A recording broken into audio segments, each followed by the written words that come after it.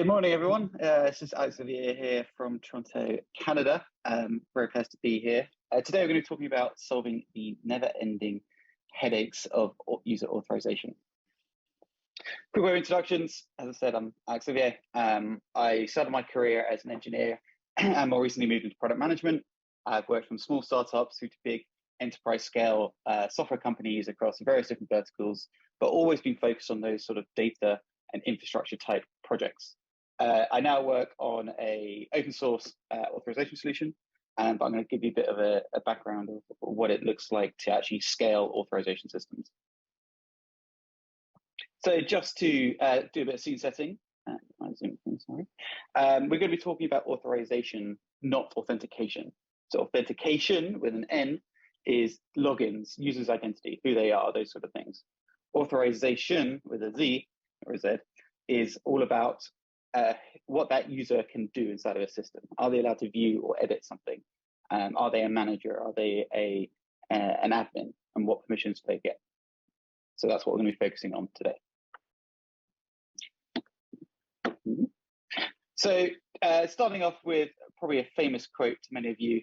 In this world, nothing is certain but death and taxes, by Benjamin Franklin. But speaking as a product manager for 10 years, I'd like to add in there that the never-ending changing authorization requirements are also certain. And today we're going to actually run through building a system, scaling a company, and we're going to see how those requirements change over time and why what might be the most obvious approach may not be the best one. So stage one, you've just built your first bit of the system, you're very keen to get it out to market, and you just have some very basic roles. You have your kind of employee admins, and then you have your users. You may have some code that looks like this inside your application, which says if the email address of the user contains the email address of the company, or the domain, then yes, they're an admin, they should be able to do everything. And you know, this is pretty commonplace to see everywhere, and you may get a bit fancier and do it using something like OAuth scopes, but ultimately you have this very simple check across your code base to work out someone is an admin or not. So stage two, you've been successful, you got some traction, and now you have a sales team who wants to go in and actually change how the product's packaged. So you have a set of features which all users got, and now you have a new set of packaging from your sales team who maybe mix up who's allowed to do what based on what package they bought from your business. So now you start having these checks inside of your code base that, as well as checking for whether someone's an admin or not, you also now need to check whether the company that the user belongs to's package is on the premium feature, let's say. So here we have some logic that says, okay, if the user belongs to the company, so is an admin, and has explicit access to that package based on what package they bought, then they can access some premium feature. And you might use a feature flag system for this as well as another way of doing it. But ultimately, you'll have some code that looks a bit like this. Stage three, great. Your packaging works. Your sales team are now rolling out. You're growing the business internationally, and you want to start selling to a different region. Now, this comes with some added complications. You now need to do things, need to handle data slightly differently. You need to worry about data locality. So if it's a European user, their data needs to remain in Europe. If it's a US user, their data remains in the US. And this is getting more and more complicated as time goes by with different laws and regulations. So now inside your data access logic, you now have to do these other checks. So as well as checking someone's an admin and they got the premium package, you now need to look up where that user belongs to and can they go and access data from that particular region or not. And you can maybe do OAuth scopes for this, or you might start looking at language-specific libraries like Castle or can if you're not the Ruby ecosystem, which allows you to abstract some of this away slightly, but it's still kind of a library inside your application. And you kind of implemented this and your users are happy and you've met all your data locality requirements. So stage four, and now your sales team is super key because you've grown, you've scaled, you've got lots of packages, you've gone to different regions of the world, and now you decided you want to start selling to enterprise. And enterprise comes with this whole heap of requirements. So now you have a requirement that lands on your desk, which is, okay, we're working with this massive enterprise company. They have lots of different users and groups and roles within their organization, and they want to be able to reflect that in your system. So as a very simple example, the enterprise user might have a group of managers inside of their identity system, which they want to make sure only those managers have access to your system. So now you have these other checks in here, which is checking if you're an admin, checking if you've got a package, and then checking whether that user has an attribute that says they're a manager from the enterprise users directory service, as well as all your region checks. And you can maybe use directory attributes in here. So if you're using something like Azure AD or LDAP or something like that to manage your users' memberships, you can maybe do this, but you're going to have lots of custom logic in here. And more importantly, every enterprise user is going to be different. And one might set up by region, one might set up by speciality, one set up by department, and they all going to want to be able to enforce the same sort of access controls they have on their internal systems inside of your SaaS business. So it's going to get very complicated and very messy and won't really scale with you. And then we're going to stage 5. So now you've grown up, you've got those big enterprise customers, and one of the big hurdles you'll get when you start selling into big enterprises around security compliance. And you now go and hire a chief information security officer who lays down the gauntlet that you're going to go and get your ISO 27001 or your SOC 2 compliance. And with that comes a whole set of requirements around audit and access control and logging particularly.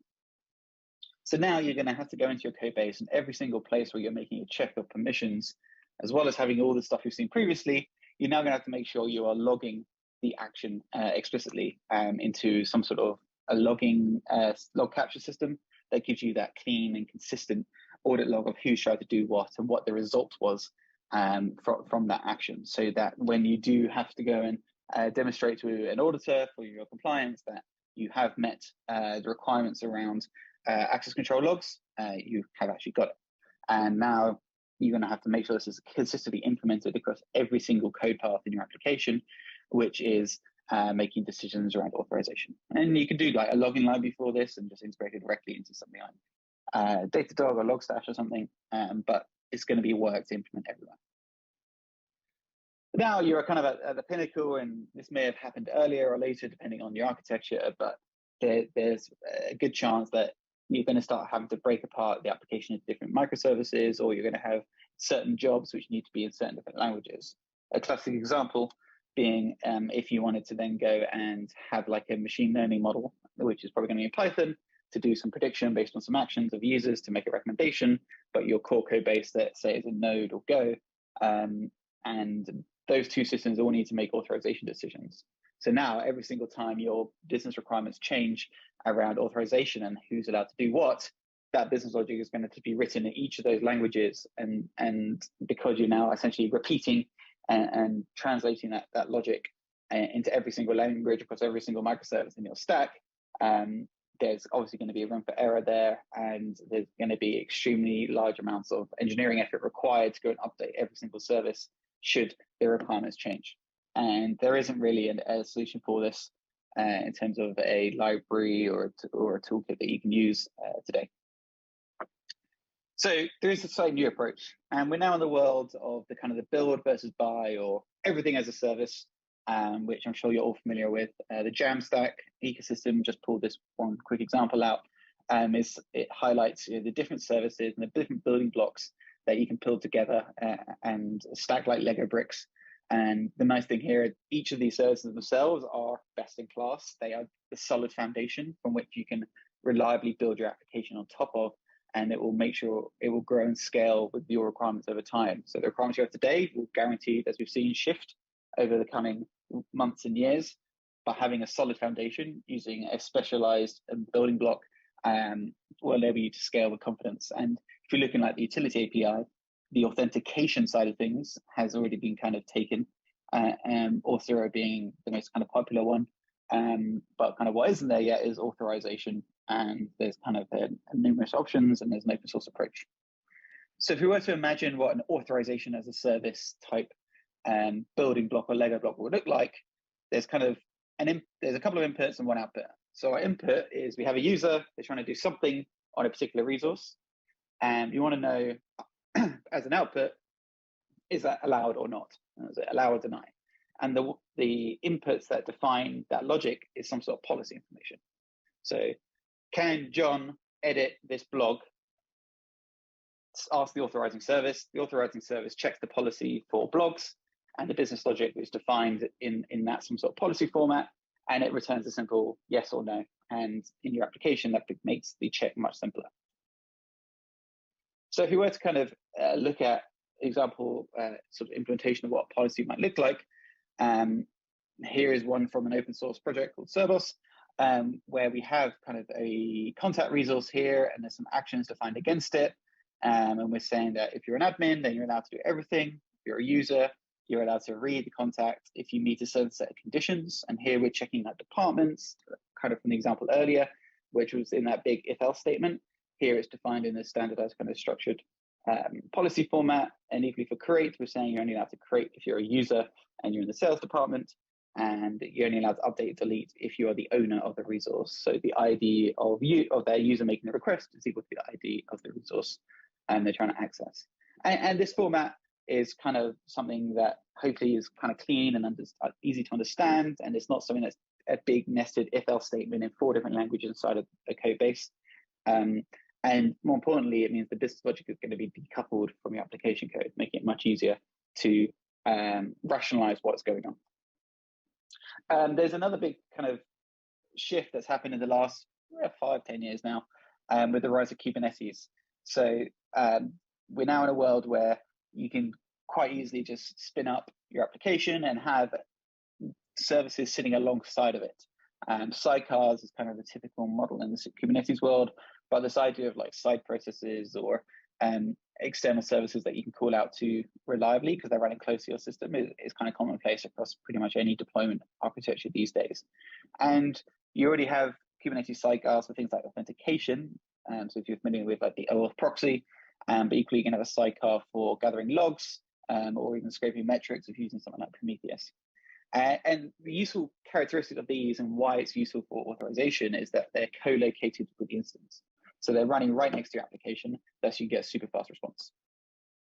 So if we were to look at what this looks like in practice and how this kind of solves the never-ending headache of authorization, you have a request come in from a user, it hits your application. Your application now knows who that user is based on your authentication provider. It also can go and fetch information about the resource they're accessing. So if we go back to that contact example, you can go and fetch from your data store the contact information and then pass that. And then rather inside that code base doing that if else case switch style logic to decide who can do what, you just package up that information, send it off to this kind of authorizing service. And there's a few different ones out there. Cerbos is the one that we're going to be talking about here. It's free, open source. And you send that request off. In that side of the authorizing service, it is loading your policies from sort of policy store, be it maybe a database or a Git repo. Everyone loves Git, the GitOps workflow these days. Or could just be some disk storage. And then that authorizing service uses that information about the principal, the resource, and the actions that the user is trying to do to make a decision. And that then goes back to the app. And then inside your application code, you can just return either non-authorized response or actually do the action and return kind of the original code path. The other nice kind of aspect to call out here is because you're now centralizing the authorization logic into some other service, you now have a clean, consistent point where you can capture and log in a clean, consistent format. So when you do have the auditors knocking on the door around your ISO or SOC 2 compliance, and they want to be able to see evidence of how you have access control logs in place, and because this server service is outside of all your different application codes and application logic in the standardized format, you will have a standardized log of exactly what action occurred and when by who and what the result was. And so it's very trivial to then go and take off that compliance need. Then on the application code side of things, this sort of authorization service, be it Cerbos or something else, can then be shrunk down, and you replace all that big if-else statement with a very simple call out to this authorization service that's running next to your application, and it returns true or false. And now if those requirements change and those policies change over time, you don't need to touch your application code because you're no longer doing the checks inside of your app code. It's happening outside, and your application just gets back a very simple allow or deny, like an if-else response. So the advantage of this is kind of you in this new world of like an authorization service, your logic is defined centrally, your policies can evolve independently, as I said. You're now a language and framework agnostic as well as architecture agnostic for how you make your authorization decisions. And if you move to a world where like policy is code, then it's very GitOps friendly, and you have a kind of a consistent audit trail But obviously, it's not all upside. You do have to always think about running another service, and there's obviously overhead there. And though it's getting a bit easier these days with all the different hosted things like Kubernetes and different environments like Lambda to run these services in, there is a bit of a learning curve to go and learn a new DSL for writing new policies in some cases. And there is going to be a new component in your critical request path. But equally, if you be careful with the kind of authorization service you pick, it should feel almost like talking to a database. So give you that sort of sub-second latency where you can go and make those decisions and no code path can continue. So that's it from me. Thank you very much. Hope you found this interesting. You can find out more about Servos, which is a concrete implementation of everything we've been speaking about, at servos.dev, and enjoy the rest of the conference.